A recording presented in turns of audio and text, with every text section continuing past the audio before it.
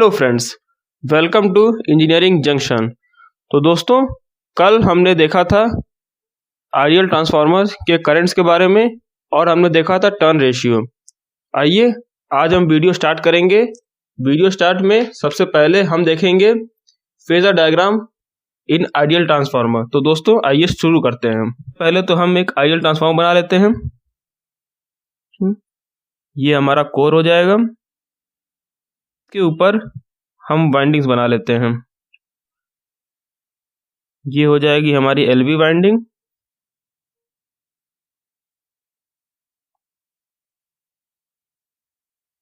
और ये हमारी हो जाएगी एचवी वाइंडिंग।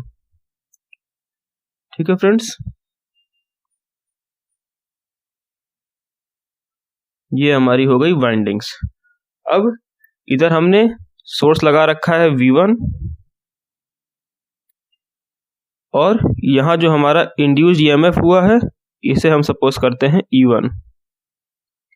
अब सेकेंडरी साइड में हमारा जो इंड्यूस्ड ईएमएफ है इसे हम सपोज करते हैं E2 और हमारा यहाँ पे कोई लोड है। ठीक है फ्रेंड्स, ये हमारा लोड है और इसके अक्रॉस जो हमारा वोल्टेज है वो हमारा है V2। और यहाँ पे कल हमने देखा था डॉट कन्वेंशन, यहाँ हमारा एक डॉट होगा और दूसरा डॉट हमारा यहाँ पे। फ्रेंड्स, हम सपोज करते हैं हमारी सेकेंडरी वाइंडिंग में जो हमारी करंट है वो हमारी I2 है और प्राइमरी साइड में हमारी जो करंट है वो I1 है और ये हमारा फ्लक्स है। तो फ्रेंड्स आइए फेजर डायग्राम बनाना स्टार्ट करते हैं। दोस्तों, सबसे पहले कल हमने देखा था कि फेजर डायग्राम स्टार्ट करने से पहले हमारे पास एक रेफरेंस होना चाहिए। तो हम सपोज करते हैं कि हमारा जो रेफरेंस है, हम सपोज करते हैं हमारा जो रेफरेंस है फाई हमारा रेफरेंस है। ठीक है फ्रेंड्स, तो आइए फेजर डायग्राम स्टार्ट करते हैं। सबसे पहले हम अपने एक्सिस ड्रॉ कर लेते हैं। ये हमारी एक एक्सिस हो गई और दूसरी एक्सिस हमारी हो जाएगी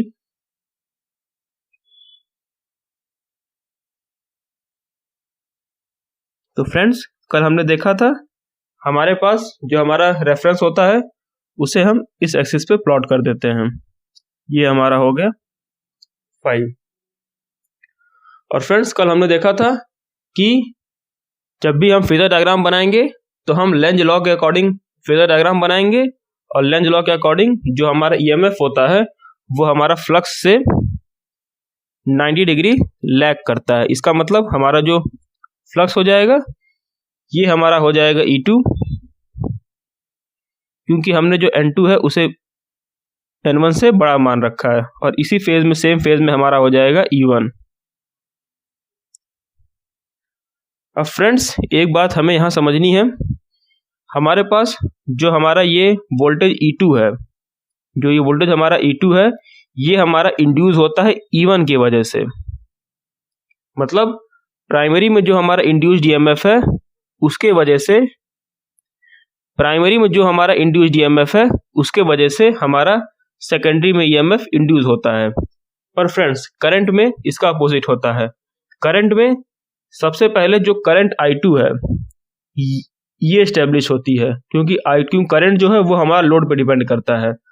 तो जैसे जैसे हम लोड बदलेंगे वैसे वैसे हमारा I2 बदल जाएगा। इसलिए करंट जो है वो सबसे पहले हमारी I2 में एस्टेब्लिश होती है, फिर I2 के वजह से हमारा जो करंट है I1 जो हमारा करंट है ये हमारा एस्टेब्लिश होती है। तो फ्रेंड्स, ये बात ध्यान रखनी है कि वोल्टेज में सबसे पहले प्राइमरी वोल्टेज इंड्यूस होता है, उसके बाद हमारा सेकेंडरी वोल्टेज। पर करंट्स में सबसे पहले हमारी जो एस्टेब्लिश करंट है वो होती है सेकेंडरी साइड की, फिर उसके बाद हमारी होती है प्राइमरी साइड की। ठीक है फ्रेंड्स, तो आइए, तो सबसे पहले करंट्स में हम I2 को प्लॉट करेंगे। तो आइए I2 को प्लॉट करते हैं। उससे पहले फ्रेंड्स, हमारा जो V1 है वो हमारा E1 के अपोजिट होता है। ये कल हमने देखा था। क्योंकि हमारा जो MMF है, क्योंकि फ्रेंड्स यहाँ पे आप देख सकते हैं V1 से करंट और E1 से करंट ये हमारी अपोजिट डायरेक्शन में होती हैं, इसीलिए V1 और E1 हम अपोजिट फेजेस में शो करते हैं। आइए अब हम प्लॉट करेंगे करंट I2। अब फ्रेंड्स हमारा जो ये लोड है ये हमारा है इंडक्टिव लोड, और इंडक्टिव लोड में करंट जो है वो हमारा वोल्टेज से लैग करता है। तो फ्रेंड्स हमारी I2 लैगिंग, इससे हमारी लैग करेगी, ये हमारा हो जाएगा I2। ये लैग कर रहा हमारा फाई एंगल से। ठीक है फ्रेंड्स, अब देखिए दोस्तों ये फाई और ये फाई, इसे चलिए हम दूसरा एंगल शो कर देते हैं वरना कंफ्यूजन होगा। इसे हम शो कर देते हैं एंगल थीटा से। ठीक है फ्रेंड्स, अब देखिए, अब कल हमने देखा था, पिछली वीडियो में हमने देखा कि I1 by I2 is equal to हमारा होता है N2 बाई N1। अब फ्रेंड्स तो यहां से हमारी I1 की वैल्यू कितनी हो जाएगी, I1 हमारा हो जाएगा N2 by N1 into I2। तो हमारी I1 की मैग्नीट्यूड हो जाएगा N2 by N1 into I2। अब फ्रेंड्स हमारी जो I1 और I2 है ये हमारे होते हैं अपोजिट फेजेस में। ऐसा क्यों? क्योंकि हम जानते हैं लेंज लॉ में जो हमारा करंट I1 होगा वो अपने सोर्स यानी कि वो I2 को अपोज करेगा। लेंज लॉ में यही होता है कि जो हमारा रिजल्ट है वो अपने सोर्स को अपोज करता है। तो फ्रेंड्स यहाँ पे आप सब देख सकते हैं हमारे पास जो I1 की वैल्यू है वो हमारी है ये, और I1 हमारा I2 के अपोजिट होगा, यानी कि ये हमारी करंट है I2, ये हमारा I2 है, तो I1 जो होगा वो इसके अपोजिट यानी कि यहाँ पे होगा। ठीक है फ्रेंड्स, और इसका मैग्नीट्यूड कितना हो जाएगा, इसका मैग्नीट्यूड अभी हमने देखा, ये हमारा हो जाएगा N2 by N1 into I2। ठीक है फ्रेंड्स, तो ये हमारा हो जाएगा एक आइडियल ट्रांसफार्मर का। यहाँ पे हमने कोई भी मैग्नेटाइजिंग करंट और हमने कोई भी वाइंडिंग रेजिस्टेंस नहीं शो किया है, क्योंकि यहाँ पे हमने आइडियल ट्रांसफार्मर सपोज किया है। तो फ्रेंड्स ये हो जाएगा हमारा फेजर डायग्राम आइडियल ट्रांसफार्मर का। तो आइए वीडियो में आगे चलते हैं। फ्रेंड्स ये कल हम देख चुके हैं, हमारे पास टर्न रेशियोज और ये डायग्राम भी हम कल समझ चुके हैं। और ये अभी जो हमने फेजर डायग्राम देखा उसका ये वही डायग्राम है, ये आप लोग चाहें तो यहाँ से इसे स्क्रीनशॉट ले सकते हैं।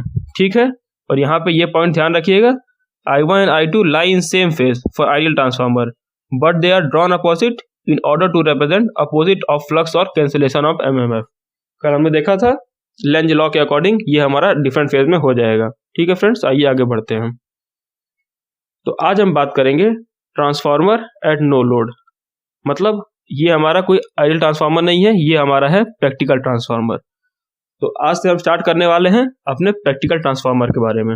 आइए सबसे पहले कुछ बातें हम जान लेते हैं।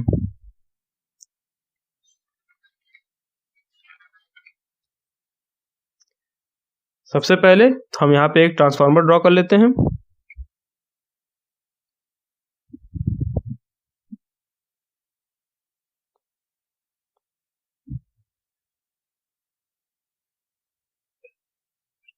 फ्रेंड्स पीछे पीपीटी में भी ट्रांसफार्मर हमने ड्रॉ किया है, आप लोग चाहें तो वहां से स्क्रीनशॉट ले सकते हैं, पर लेकिन हम समझने के लिए एक अलग ट्रांसफार्मर ड्रॉ करके इसे हम समझ सकते हैं।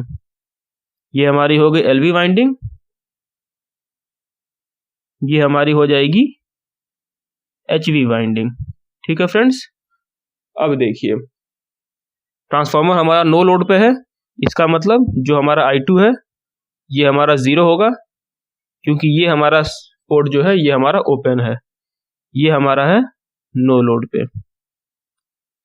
बाकी सारे पैरामीटर्स हम वैसे ही शो करेंगे। यहाँ पे हमारा हो जाएगा V1 और दूसरा यहाँ पे हमारा हो जाएगा N1 टर्न्स और ये हमारा हो जाएगा N2 टर्न्स। ठीक है फ्रेंड्स, अब आप सबसे पहले तो कुछ पॉइंट्स हम देख लेते हैं। हमारा यहाँ पे है प्रैक्टिकल ट्रांसफार्मर, और प्रैक्टिकल ट्रांसफार्मर में जो हमारा म्यू होगा ये हमारा फाइनाइट होगा। ये हमारा आइडियल ट्रांसफार्मर में हमने देखा था हमारा जो परमिएबिलिटी म्यू होता है वो हमारा इनफाइनाइट होता है, पर लेकिन प्रैक्टिकल ट्रांसफार्मर में म्यू हमारा फाइनाइट होगा। क्योंकि फ्रेंड्स आइडियल ट्रांसफार्मर है वो हमारा सिर्फ और सिर्फ थ्योरी में ही एग्जिस्ट करता है। प्रैक्टिकल ट्रांसफार्मर क्योंकि हर एक मटेरियल का जो म्यू होता है वो कुछ ना कोई एक फाइनाइट वैल्यू ही होती है, जिसके वजह से जो हमारा रिलक्टेंस है एस, ये भी हमारा नॉन जीरो नंबर होगा। हमने देखा था आइडियल ट्रांसफार्मर में हमारा जो रिलक्टेंस था वो हमारा जीरो था, पर यहाँ पे हमारा नॉन जीरो होगा, जिसके वजह से हमारा एमएमएफ भी एक नॉन जीरो क्वांटिटी होगी। ठीक है फ्रेंड्स, अब देखिए इसके वजह से हमारा म्यू जो है, हमारा जो हमारा रिलक्टेंस है वो हमारा नॉन जीरो है, जिसके वजह से हमें एक स्मॉल अमाउंट ऑफ करंट लगेगी एमएमएफ को प्रोड्यूस करने के लिए। देखिए, a small amount of current will be required to generate MMF and establish first flux inside the core. तो वही स्मॉल अमाउंट ऑफ करंट हमारी क्या है, वो करंट हमारी है आई नॉट। ठीक है फ्रेंड्स, और friends the current required to establish magnetic flux और magnetic field inside the core is called as magnetising current.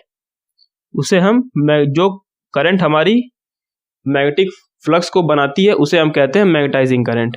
ठीक है फ्रेंड्स, अब फ्रेंड्स देखिए हमारे पास जो ये आई नॉट है, आई नॉट हमारी दो करंट्स की मिक्स से बनता है। आइए समझते हैं।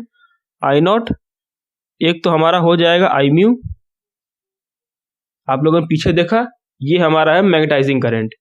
मैग्नेटाइजिंग करंट क्यों जरूरी है, क्योंकि फाइनाइट परमेबिलिटी की वजह से हमारी कुछ करंट लगती है मैग्नेटाइजिंग करंट या मैग्नेटिक फ्लक्स प्रोड्यूस करने के लिए, और दूसरी हमारी करंट होती है आई डब्ल्यू।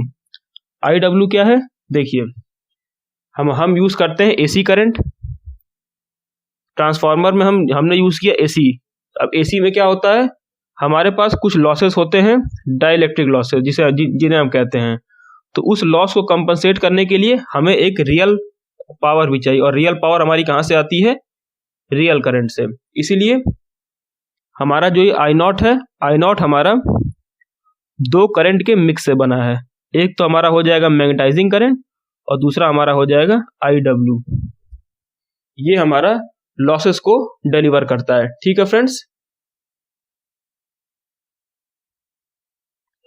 क्योंकि देखिए यहाँ पे आप सब देखिए,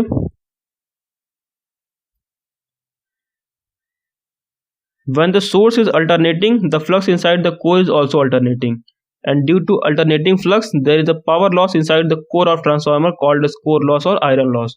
तो इस आयरन लॉस को कंपनसेट करने के लिए भी हमारे पास एक करंट होगी, वही करंट हमारी है आई डब्ल्यू। ठीक है फ्रेंड्स, तो आइए अब आगे बढ़ते हैं। ये हमारा है नो लोड पे, जिसकी वजह से हमारा जो I2 है ये हमारा जीरो हो जाएगा। अब फ्रेंड्स देखिए हमारे पास जो कोर लॉस है, जो हमने अभी देखा, कोर लॉस हमारा दो लॉसेस का मिक्सचर होता है, एक होता है हिस्टैरिसीस लॉस और दूसरा होता है हमारा एडी करंट लॉस। और दोस्तों ये बात आप ध्यान रखिएगा, कभी कभी क्वेश्चन में कोर लॉस दिया हुआ, कभी कभी रियल पावर, तो कोर लॉस ही जो है वो हमारा ट्रांसफार्मर में रियल पावर कंज्यूम करती है, कोर लॉस। अब देखिए, आइए अब हम उसके फेजर डायग्राम को समझते हैं। सबसे पहले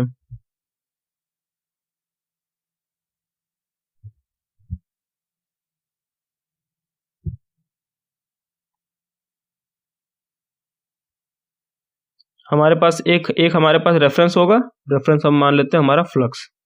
ठीक है फ्रेंड्स, दूसरा ये आप पीछे हम लोग देख चुके हैं, ये हमारा E2 है, ये हमारा E1 है, और जो हमारा V1 है ये हमारा E1 के अपोजिट होता है। आइए अब हम ड्रॉ करने की कोशिश करते हैं आई नॉट करंट। फ्रेंड्स ये देखिए, ये हमारी आई नॉट करंट। अब दोस्तों जो हमारा मैग्नेटाइजिंग करंट है आई म्यू को हमने देखा था, ये हमारा फाई के फेज में होता है, इन फेज होता है, तो इसे हम आई म्यू हम फेज के में ड्रॉ कर लेते हैं, ये हमारा है आई म्यू। अब दोस्तों जो हमारा आई डब्ल्यू करंट है, आई डब्ल्यू करंट हमारा क्या रिप्रेजेंट करता है, आई डब्ल्यू करंट हमारा लगता है जो हमारा रियल पावर है, जो हमारा रियल पावर है उसके लॉसेस को कंपनसेट करता है। और हम जानते हैं जो करंट हमारी रियल पावर यानी कि जो हमारा रजिस्टिव लोड होता है उसमें करंट और जो हमारा वोल्टेज है वो हमारा सेम फेज में होता है। तो जो हमारा आई डब्ल्यू करंट होगा वो हमारा V1 के सेम फेज में होगा। ठीक है फ्रेंड्स। और आई नॉट करंट जो है वो हमारा मिक्स है किसका, आई म्यू प्लस आई डब्ल्यू का। ठीक है फ्रेंड्स। तो अब ये सब हमारी एसी क्वांटिटीज है, तो इनको हम ऐड करने के लिए हम फेजर्स का यूज करेंगे। तो फ्रेंड्स यहाँ पे आप लोग देखिए, अगर हम पैरेललोग्राम लॉस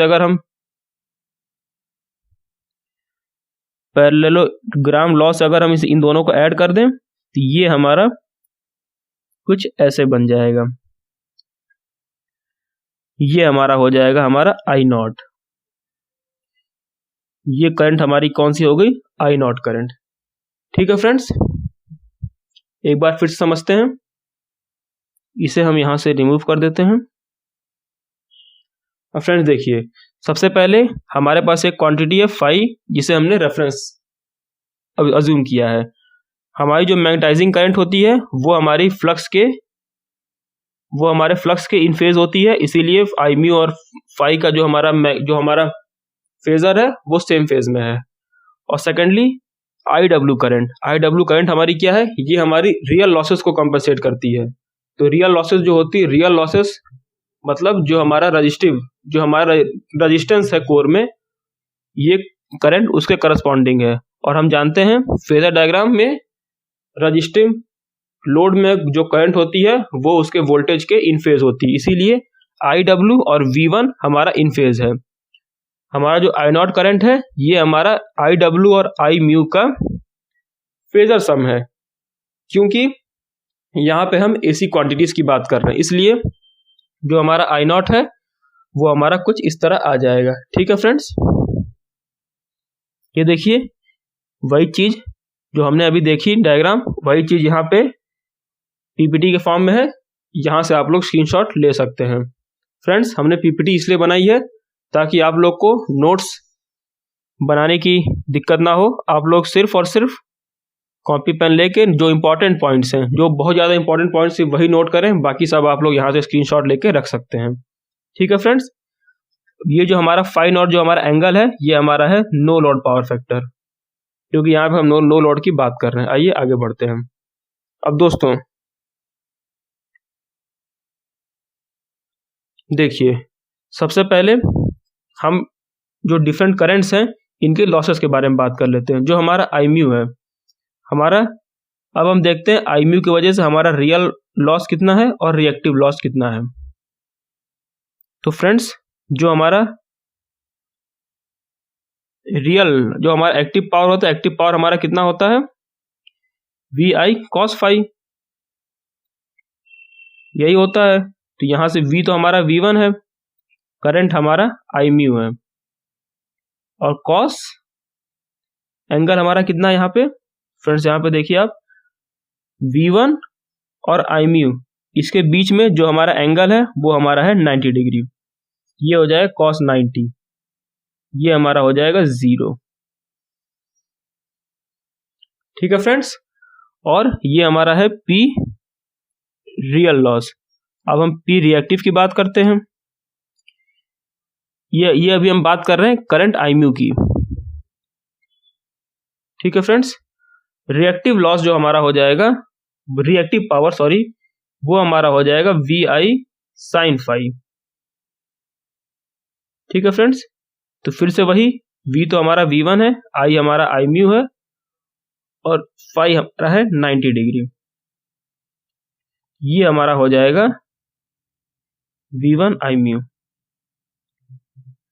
तो फ्रेंड्स, आप लोगों ने देखा जो हमारा ये आई म्यू करंट है, हमारी जो ये आई म्यू करंट है ये हमारा सिर्फ और सिर्फ रिएक्टिव पावर ही डिलीवर करती है, यानी कि आई म्यू करंट सिर्फ और सिर्फ हमारी मैग्नेटिक फ्लक्स बनाने के काम में आता है। ये हमारी कोई भी एक्टिव पावर कंज्यूम नहीं करती आई म्यू करंट। अब हम बात करते हैं IW करंट की। IW करंट की अगर हमने रियल पावर निकालें तो ये हमारी हो जाएगी VI cos phi। वही फॉर्मूला लगेगा हमारा यहाँ पे भी। V तो हमारा V1 है और यहाँ पे करंट हमारी कौन सी है, IW, और cos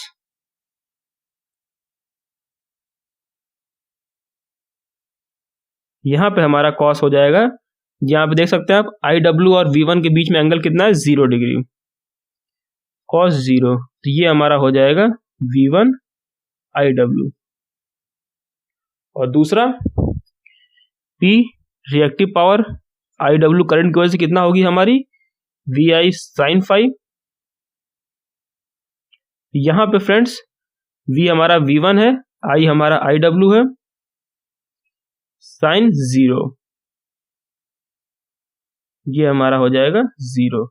तो फ्रेंड्स आपने देखा कि जो हमारा IW करंट है, यहाँ पे जो हमारा IW करंट है ये हमारा सिर्फ और सिर्फ रियल पावर ही कंज्यूम करता है, ये कोई भी रिएक्टिव पावर हमारा कंज्यूम नहीं करता है।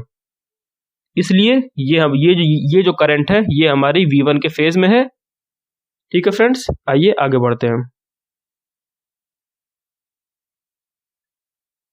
फिर से वही चीज फ्रेंड्स, हमने पीपीटी यहाँ पे सेम चीज की बना रखी है, आप लोग चाहें तो यहाँ से स्क्रीनशॉट ले सकते हैं।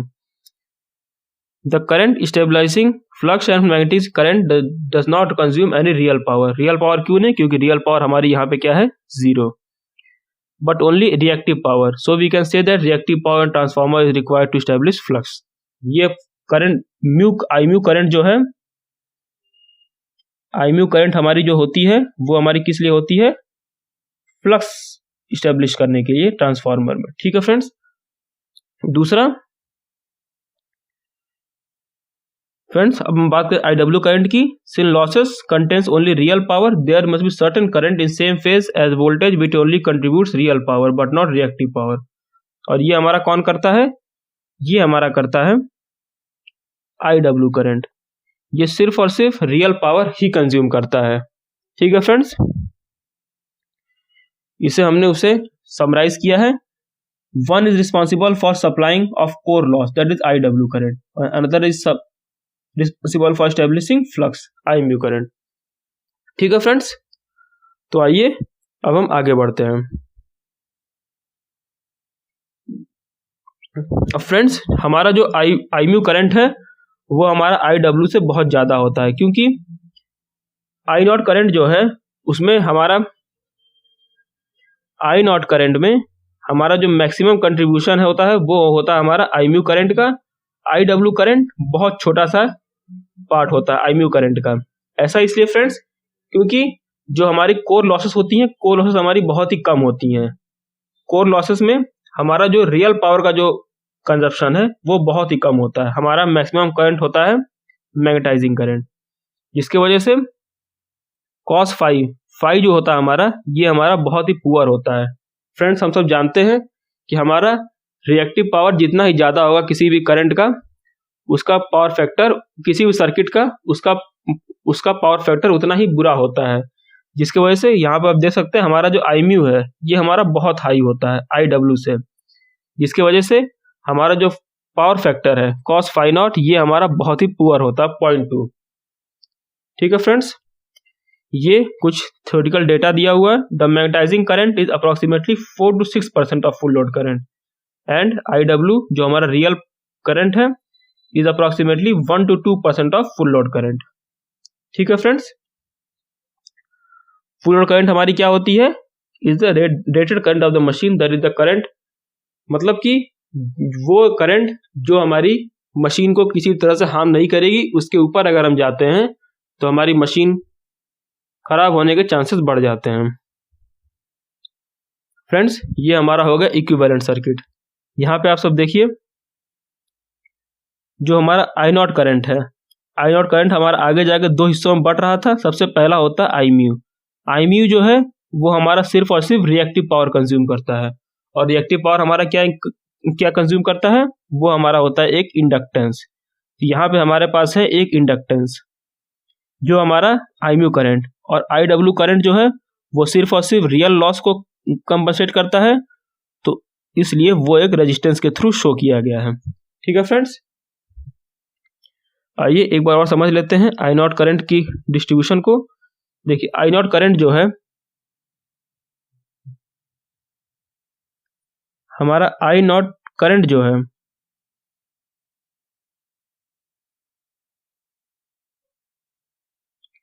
आई नॉट करंट जो है वो हमारा दो हिस्सों में बट रहा है।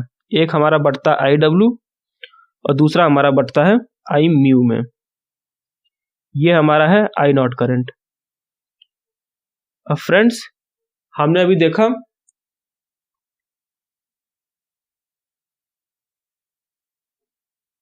ये हमारा हो जाएगा IMU। अभी हमने देखा जो हमारा IMU करंट है वो सिर्फ और सिर्फ रिएक्टिव पावर कंज्यूम करता है, यानी कि हमारे पास कोई एक इंडक्टिव एलिमेंट है सर्किट में जो कि हमारा IMU कंज्यूम कर रहा है, क्योंकि इंडक्टेंस एक ऐसा एलिमेंट है जो हमारा सिर्फ और सिर्फ रिएक्टिव पावर कंज्यूम करता है। ये हमारा हो गया जो हमारा रिएक्टिव पावर कंज्यूम करता है, तो IMU जो है वो हमारा एक इंडक्टेंस के थ्रू शो किया गया है। और दूसरा जो हमारा IW है ये जो है ये हमारा रियल पावर लॉस को कंपनसेट कर रहा है। तो रियल पावर हमारा कौन सा एलिमेंट शो करता है, वो हमारा है रेजिस्टेंस। ठीक है फ्रेंड्स, तो आई होप आप लोग समझ गए होंगे। इसीलिए इक्विवेलेंट सर्किट डायग्राम में हमने कोर को, ये हमारा फ्रेंड्स यही हमारा कोर है, हमने कोर को मैग्नेटाइजिंग करंट और रियल पावर लॉस में हमने इसे ब्रेक कर दिया है। ठीक है फ्रेंड्स, तो आइए अब हम आगे बढ़ते हैं। और फ्रेंड्स अब यहाँ पे हमें ध्यान देने वाला सबसे जरूरी बात क्या है, हम जो भी ट्रांसफॉर्मेशन रेशियो लगाएंगे, ट्रांसफॉर्मेशन रेशियो कभी भी जो हमारी एंड वोल्टेजेस हैं हम इस पे अप्लाई नहीं करते। ट्रांसफॉर्मेशन रेशियो जो है वो हमारी जो वाइंडिंग के पास जो हमारे करंट और वोल्टेज इंड्यूस होते हैं वो सिर्फ और सिर्फ वहीं पर ही अप्लीकेबल होते हैं। इसलिए हमारा E1/E2 जो हमारा वाइंडिंग के पास वोल्टेज इंड्यूस हुआ है वो हमारा E1/E2 is equal to N1/N2 होगा, और वाइंडिंग के पास जो हमारा करंट है I1 और I2 यही हमारा हो जाएगा N1/N2 के। हम कभी भी ऐसा नहीं लिख सकते कि हमारा V1/V2 is equal to N1/N2, हम ऐसा कभी नहीं लिखेंगे, ये हमारा गलत है। ठीक है फ्रेंड्स, आइए आगे बढ़ते हैं। अब फ्रेंड्स आइए हम एक क्वेश्चन देखते हैं। तो फ्रेंड्स क्वेश्चन हमारा क्या है, by keeping applied voltage constant if frequency of operation is reduced what happens to no load power and its power, no load current and its power factor. तो फ्रेंड्स हमने कल एक फॉर्मूला देखा था, हमारा E जो होता है वो हमारा होता है 4.44 FN5। ठीक है फ्रेंड्स, इसे हम यहाँ पे VB कह सकते हैं। तो यहाँ पे हम देख सकते हैं हमारा जो फाई है, फ्लक्स जो है वो हमारा प्रोपोर्शनल हो जाएगा V/F के, क्योंकि बाकी सभी जो क्वांटिटीज जो हैं वो हमारी कांस्टेंट हैं। 4.44 भी कांस्टेंट और जो हमारा N है ये भी हमारा कांस्टेंट है, तो फाई हमारा हो जाएगा V/F के कांस्टेंट। अब देखिए हमारा जो अप्लाइड वोल्टेज है वो हमारा कांस्टेंट है, यानी कि यहाँ से हमारा जो V है V हमारा कांस्टेंट है। ठीक है फ्रेंड्स, और फाई जो है V हमारा कांस्टेंट है और फ्रीक्वेंसी हमारी रिड्यूस हो रही है, फ्रीक्वेंसी हमारी कम होगी, तो यहां से हम क्या कह सकते हैं, हमारा जो फ्लक्स है वो हमारा इंक्रीज हो रहा है। ठीक है फ्रेंड्स, हमारा जो फ्लक्स है वो हमारा इंक्रीज हो रहा है।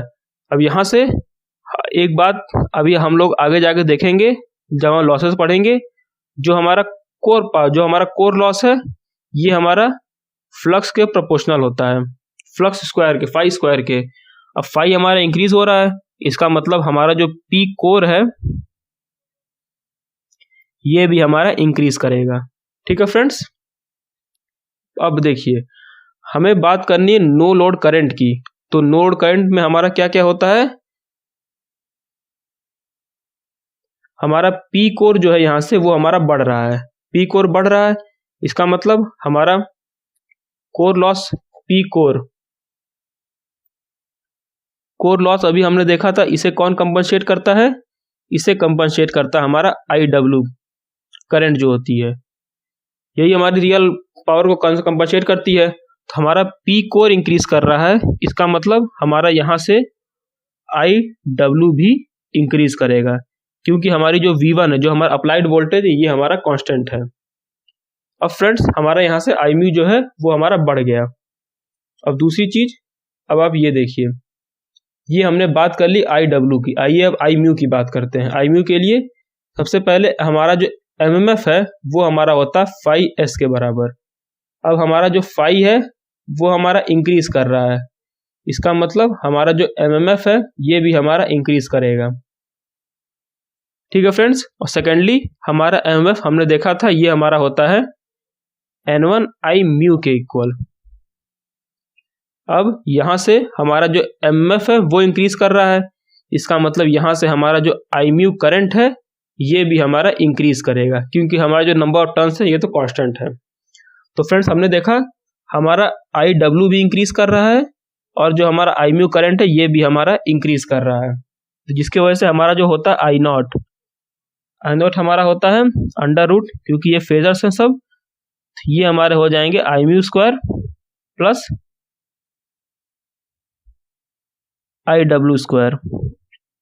अब फ्रेंड्स हमारा IW भी इंक्रीज कर रहा है, हमारा Imu भी इंक्रीज कर रहा है, तो एज अ रिजल्ट हमारा यहाँ पे जो I नॉट है ये भी हमारा इंक्रीज कर रहा है, ठीक है फ्रेंड्स। तो यहाँ पे जो हमें पूछा गया था कि what happens to no load current, तो our no load current will increase. अब हम बात करते हैं पावर फैक्टर की। फ्रेंड्स देखिए हमारा जो पावर फैक्टर है, पावर फैक्टर हमारा क्या होता है, cos phi नॉट। अब हम यहाँ पे ये देखें कि हमारा जो Imu है वो हमारा डोमिनेट करता है, वो हमारा डोमिनेट करता है IW को। इसका मतलब क्या है कि हमारा डेल Imu, हमारा net change in Imu is very very greater than net change in IW, क्योंकि यहाँ पे हमने लिखा है डोमिनेट मतलब वेरी वेरी ग्रेटर।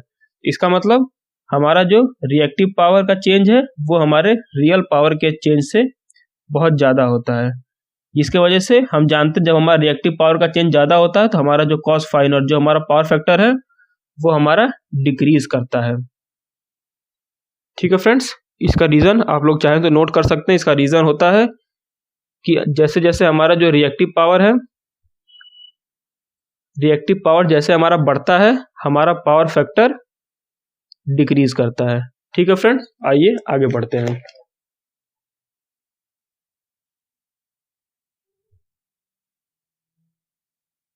फ्रेंड्स यहाँ पे हमारे पास एक क्वेश्चन है, ये क्वेश्चन हम एक काम करते हैं, इसे हम अभी आप इसे एज अ होमवर्क सॉल्व कीजिएगा और आंसर आप लोग कमेंट सेक्शन में दीजिएगा।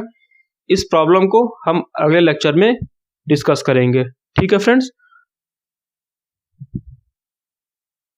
अब फ्रेंड्स कल हम स्टार्ट करने वाले हैं, कल हम स्टार्ट करेंगे semi ideal transformer on load.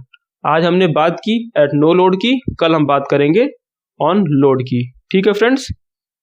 तो फ्रेंड्स आज के लिए सिर्फ इतना ही, अब हम मिलेंगे अगले वीडियो लेक्चर में। तब तक के लिए आप लोग पिछले सारे लेक्चर्स भी रिवाइज करके रखिएगा। और फ्रेंड्स अगर आपको ये वीडियो पसंद आई हो तो इसे लाइक करें और चैनल को सब्सक्राइब करें।